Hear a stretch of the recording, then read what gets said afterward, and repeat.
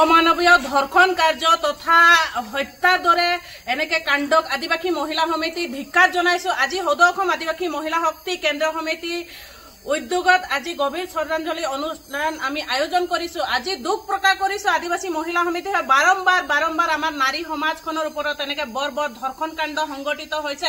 আমি চৰকাৰখনক এটাই আপিল কৰিব বিচাৰো, এই ধৰ্ষণ কৰা ব্যক্তিসকলৰ ফাঁচীৰ কাঠত ন্যায়পালিকাই শাস্তি দিব লাগে, নহলে অপেন শ্বুট কৰিব লাগে, ডাইৰেক্ট তাহাঁতক ফাঁচি দিব লাগে, যাৰা জীৱন কাৰাগাৰ তাহাঁতক শাস্তি দিব লাগে বুলি আদিবাসী মহিলা সমিতি হয় এয়া দাবী জনাইছো।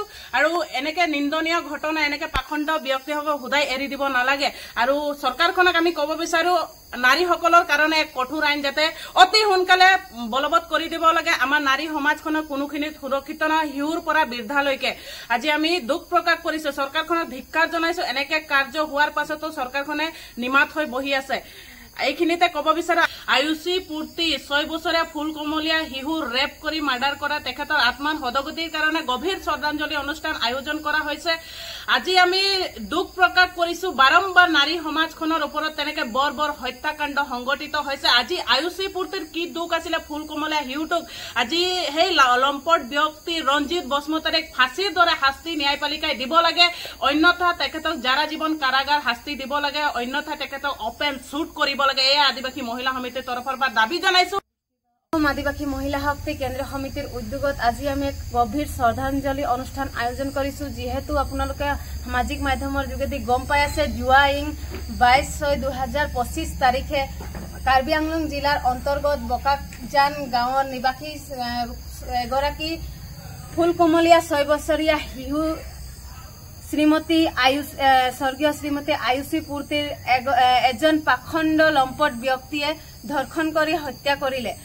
এই কাণ্ডক আমি সদৌ অসম আদিবাসী মহিলা সমিতি হৈ গৰিহণা জনাইছো তথা এই পাখণ্ড ব্যক্তিজনক ফাঁচি দিয়াৰ আমি সদৌ অসম আদিবাসী মহিলা সমিতি হৈ দাবী জনাইছো। যিহেতু আমি সমগ্ৰ অসম তথা ভাৰতবৰ্ষতে মহিলাসকল অসুৰক্ষিত, আমি সামাজিক মাধ্যমত বাৰম্বাৰ এনে ঘটনা আমি দেখিবলৈ পাইছো।